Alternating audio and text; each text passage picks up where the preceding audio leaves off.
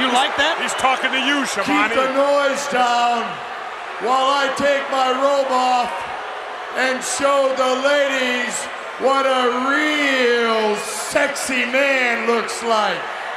Hit the music. I tell you what, he better worry. Welcome back to Thinking Critical. This is Wes, and it's time to talk about some DC Comics news. Finally, some information is streaming out of the big two. Not so much Marvel, but DC obviously has DC Fandom coming up, and it feels like maybe they're getting some information out there. Today, we're going to talk about the DC Batman Black and White Anthology series coming out, the new Generation Shattered that's coming, kind of the remnants of 5G, as well as another digital series coming out. And here to talk with me about that is the poobah of comics. Comics by Perch. How you doing? I'm doing great. Thanks for having me on today. Well, I'm glad you could make it. I know that you are very busy, man, but you love talking comics. And if you love hearing about comics and you haven't subscribed to Thinking Critical YouTube yet, what are you thinking? This is the place to be for comic book reviews, news, opinions, and debate. Hit the bell, or subscribe to the channel, hit the bell for notifications. Give us a thumbs up if you enjoy this content and you want more. Give us an enormous thumbs down if you don't. Either way, Perch and I definitely want to hear your feedback in the comments section. We will be reading those and getting back with you when we have the chance. Now, Perch, on to this news. We knew that there was a Batman Black and White series coming out, but the rumor was that it was going to be digital. You know, what happened? Well, I mean, I think that they got some stories piled up that had already been put in that had already been done, and I think they recognized kind of this prestige format with Black Label and you know how that was working properly. So I think that's led us to this. We've got 6 issues coming out, and it's going to be basically a large number of creators, a lot of pretty good creators. I mean, Paul Dini and Andy Kubert coming together, and some pretty impressive talent there. And I think that this is something they're experimenting with. The digital news is confusing, at least because we've seen that play out with Harley Quinn, Black, White, and Red, and we've seen that go. I don't know what's happening with that. Maybe the numbers aren't as good as they think. Maybe they just want to try both formats. I'm not sure, but that seems to be where things have landed. It kind of felt odd that they would take their big money player, the big revenue generator for DC Comics, Batman, and start putting them into digital, where they're kind of selling the comics essentially for $1 each. Obviously, they did do that with Deceased, which is a big money maker as well. Injustice, which has always been a digital series, but Harley is a big character, although not anywhere near the sales of Batman. So I think that when they took a look in the mirror and they said, how much money are we going to leave on the table here? Maybe it's not so smart to go digital first with this one. Yeah, and there are going to be more issues. I think page count's going to be a little bit bigger, 48 pages each. You're going to have 6 issues with all these comics, and I think you do have some creators that they know will pull an audience right now. And I think there's probably I would be surprised if they didn't parcel these things up and release them on digital later. But you've got another Tom King story. I know a lot of people are looking forward to that. Chip Zdarsky doing a Batman story with Nick Bradshaw. I mean, you do have some. Whether you love the creators or hate the creators, you have some big names on there that can sell books. Absolutely. There are a lot of good creators. Here we've got the list here now. Some people I'm not exactly excited about, but one of them that's kind of blowing my mind here is James Tynion. Obviously, he is the Batman writer with Trad Moore. Obviously, yeah. Trad Moore has kind of a trippy style, certainly pops. It's very vibrant when it's colored. How is Trad Moore going to look in grayscale? I mean, I suspect pretty incredible. I mean, his line work, if you see the pencils, it looks really good. His original art looks pretty incredible, but it is going to be very trippy. I mean, how's his art going to look for Batman? What's that going to be like? Or are they going to use the, he's fighting the Scarecrow and everything's getting trippy, so that matches the art? I don't know. I'm interested to see a lot of these people. David Aja, Dustin Weaver, Lee Weeks writing and drawing. There's some really interesting talent on here, so I'm excited to see it. Some people who I really have not done much, if anything, with Batman before. Speaking of not have done much, if anything, with Batman, Chip Zdarsky, to my knowledge, he was a Marvel exclusive creator. We know that he is writing a story in Detective Comics 1027.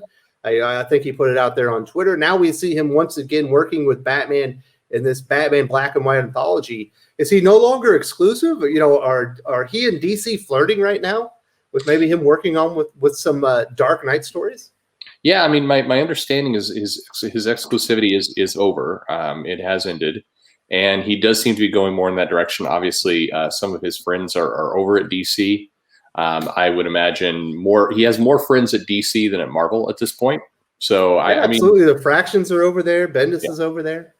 Yeah, I would be completely unsurprised if Zdarsky was not doing pretty full-time work at DC by this time next year.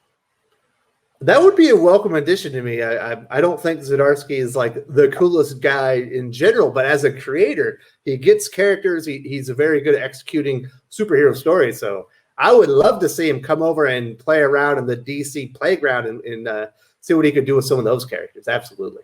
Yeah, I think his work on Daredevil indicates he'd write a pretty good Batman, but we'll see. The other one, like I said, there's some really good creators in here. Mitch Gerrits, I think, will look very interesting in the Black and White series. Riley Rossmo has a very interesting style. So they definitely put a lot of the best and brightest talents on this Batman Black and White series, which has a history. You know, it's not a new idea. They've done Black and White series, but there's more information about DC that's come out, and we knew that they were kind of piecing together parts of these Generation 5, 5G, whatever you want to call it, that initiative that Dan Didio was moving forward with. We know they took the, I think it was the Generation Zero story or parts of it and kind of repurposed it and put it into the Flash Forward trade paperback. We know that we're getting another piece of that.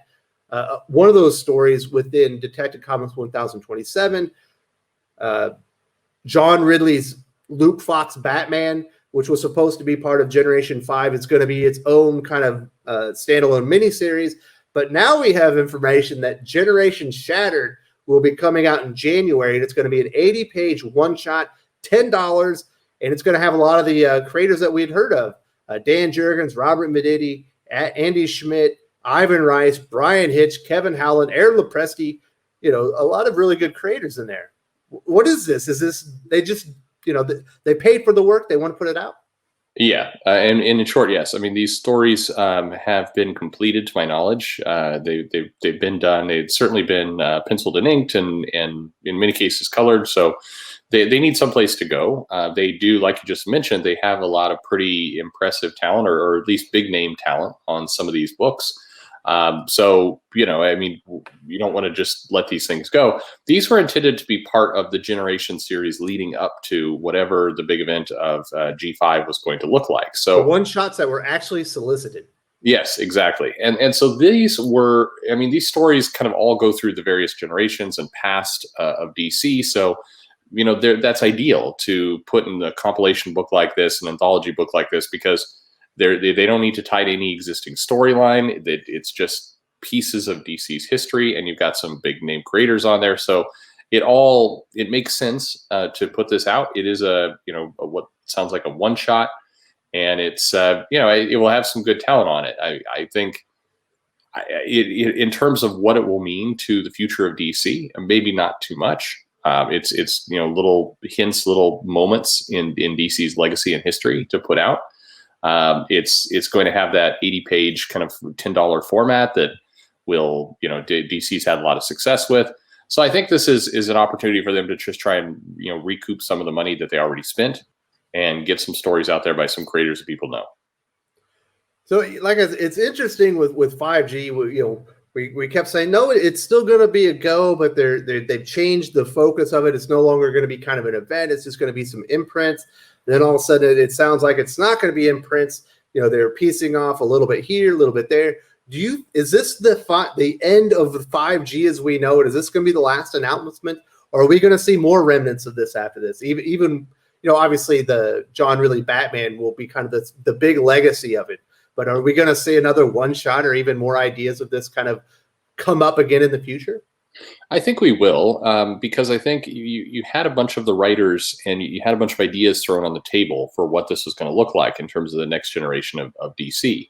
I'd be surprised if some of those writers, didn't like those ideas and want to use them in some form or some fashion, maybe like what Ridley's doing or others. So I suspect some of these ideas, the good ones, the ones maybe attached to the creators that are more high profile, that can call their own shots a little bit more, I suspect those ideas will find the light of day at some point. I think that some of the concepts, you almost think of this in two different ways. You have the Generations books and you have G5. So the Generation books were all about kind of revealing and unearthing some of DC's history. I think you're still going to see, this is a bunch of stories that appear to be already completed. I'm sure there are some other stories planned or even written for those events or those books that will show up in annuals and show up in other places because they're, they may be good stories. They're not tied to anything. It's, let's look at this one facet of Aquaman's past. I mean, that can go anywhere. And I suspect some of those will eventually come out. In terms of the actual G5 and what was going to go on with that event or mini series or whatever it was going to be, yeah, I think we'll still see a few of those.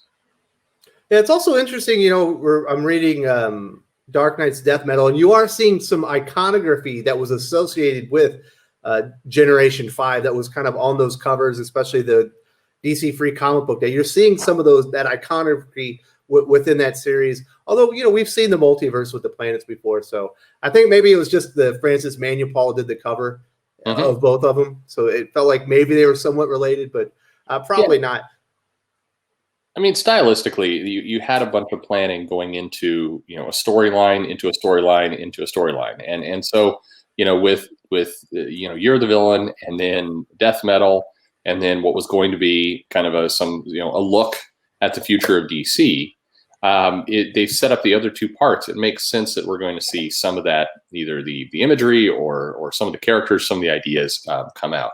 It's just as a initiative, as DC marketing, we're doing 5G or G5 now. That part is definitely done.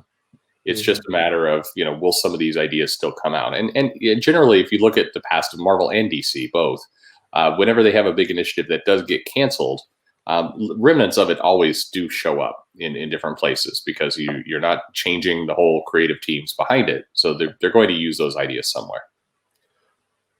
All right, so the last kind of big piece of news that came out, I thought this was a weird way for CBR to cage this. It says former Marvel editor Christian Cooper turns viral racial profiling experience into a DC comic. Obviously, Christian Cooper is the man that was, I think it was in New York. He was in a park.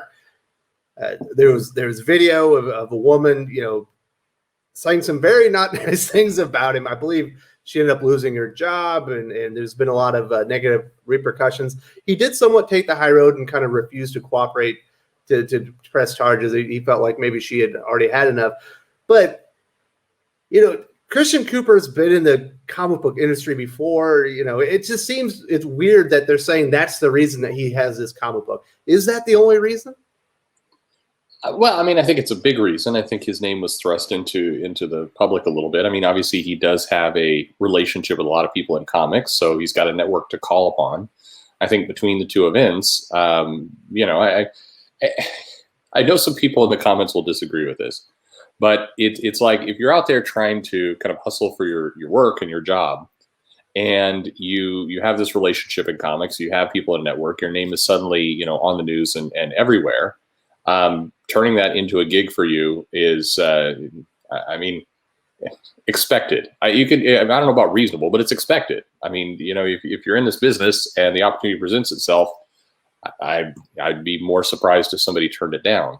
So I think that, this is, we don't know enough about this book. I can't tell exactly what it is that they're doing. It's an anthology, certainly. The preview art shows a bunch of statements, and so I can't exactly understand what this book is going for. But it's what can you say? It will be out. It will tell some stories. I don't know. This feels a lot to me like some of the books and things that get a lot of hype when they're first announced, and there's a press release and there's an article. And then a couple months later, they actually show up on the shelves, and there's zero marketing at that point because what people really wanted out of it was those initial press releases. And then it just kind of sits there, and then maybe for some smaller bookstores, some independently owned bookstores. It's on the shelf as like a recommended reading because it fits a genre of other books they have up. But I just don't know. I don't know what this is supposed to be, bluntly. It certainly doesn't really fit into what their like digital strategy seemed to be. It seemed to be taking well-known, established characters and making digital comics with them to kind of to test out the market. This doesn't feel like it's going to be a big needle mover that's going to get a lot of eyes on digital. I find it confusing in the big scheme of all the things that they're doing right now, personally. Yeah, I mean, it is digital, so I am going to go check this out. So I'm curious. Again, I'm answering one question for myself: is there a comic book in here exactly, or is it just text? I can't exactly figure out what they're going for. It doesn't feel like the rest of their line. I think, I think the bigger, not danger, but thought for DC is what are they trying to do with their line exactly? We went through all this with them. They're trying to streamline what they are as a publisher, as a comic company. What are they known for? And, are they known for pop culture? In which case these kinds of things are, they're relevant, they're topical. Great, you put them out. I don't know if there's a market for it or not, but you do it. Are they going to go back to the core characters of Superman and Batman and Wonder Woman, etc.? If so, this is kind of a distraction. But then again, it's on digital, so maybe nobody cares. I don't know what to make of this. I mean, like everything, people have a right to, of course, publish and do whatever they want. And cool. What happened to Christian Cooper in that park did suck. I mean, it just to be out there just minding your business, and then some things come up and it turns into a big stunt. Even if any of the specifics went on, I mean, that's just noise nobody wants to deal with. And so I like I said, I'm rambling a little bit. I don't know what they're trying to do here, in terms of a product. And I'm curious, does this get traction, or is this a press release comic? Yeah, it could be a press release comic. Obviously, if in the months ahead, or even maybe at DC Fandom, they announce more initiatives like this, it could be part of the future DC Comics. Could be a future strategy. Yeah, I mean, they do allude to future installments of Represent scheduled to come in 2021. So maybe this is going to be an ongoing line, and maybe this is just kind of a anthology-ish, book to highlight some things happening in pop culture and some people that. And their stories, and that's okay. There may be a market for this. I don't know. I just don't know what to make of it. Yeah, it's interesting. I think the first issue is actually free, available right now on Comixology. If you want to check it out, like I said, I think they're giving away the first one free. I think that about wraps it up. Perch, did I miss anything as far as the DC news? No, I mean, those are the big things. I expect some more news to start hitting as we get closer to the December solicits. I think we're going to get a lot more news and it's going to become clear. I think December will be the first month that we'll finally have a really fairly clear picture of how death metal is going to wind up and where it's going, and we'll start to see where some of these creators have been wondering about. Creative teams. Yeah, where are those going to wind up? So I think December is going to be our first big glimpse at that. We'll be able to do some assessment and yeah, it's nice to see some news out. It's nice to see some news for a change. Yeah, it is. I got to ask you before we go, because I was over the moon with this comic. Did you read Flash 761? Oh, it was great. Yeah, I did. I thought it wasn't it good? It was a great comic. I think a great little tie-up, and yeah, I mean, it is funny the amount of hoops they've been jumping through in order to erase a lot of heroes in crisis. So. Well, and also a lot of the stuff that happened in King's Run. We've got Dick Grayson back, although Damian Wayne just quit being Robin, and Tim Drake is back to being Robin instead of Drake. So it feels like they're cleaning up some messes before they kind of move forward. Yeah, it does. It's interesting because if I think we'll be able to look back on 2020 and look at a lot of the moves they did and say this was the year that they erased a lot of Didio's influence, and because that's what a lot of this feels like. It's interesting. Now the question will be, will 2021 then erase a lot of what 2020 did? Because it's an interesting company in flux. I can't tell yet whether it's going to feel like they have a good plan or whether it's going to just look like perpetual chaos over there. We shall see. Perch, thank you so much for joining me. Like I said, I know that you're very busy, but it's good to talk some nerd speak here and talk about the news. And I do want to say this: if you're joining the channel but you haven't subscribed to Comics by Perch, there is a link in the video description, and there should be an icon that says Comics by Perch on the screen right now. You select that, you can go to the channel, subscribe. I definitely recommend it. He's a great dude, great YouTuber. You're going to get 2 or 3 videos daily about the comic book industry.